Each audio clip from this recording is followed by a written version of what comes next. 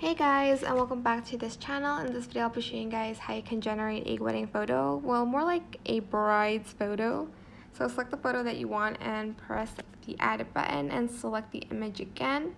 You're then just going to go to style and you're going to select AI photo, and as you can see there's a new one, which is this wedding photo. You're just going to select it to generate and you're just going to wait for it to generate. I will warn you, a lot of AI images that CapCut have, they kind of like whitewash and Asian wash you a lot, so I'm just gonna say that right now.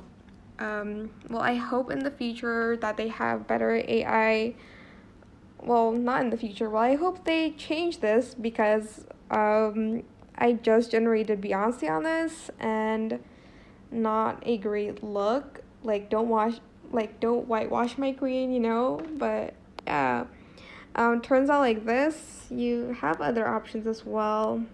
Now they have some for men as well here, like this influencer, this portrait, and USID photo. They used to just have it for women, so that's great, I guess. But again, I hope they have like more options. And that is it. I hope this tutorial is helpful for you guys. Don't forget to like, comment, share. Also subscribe to this channel if you haven't done that already.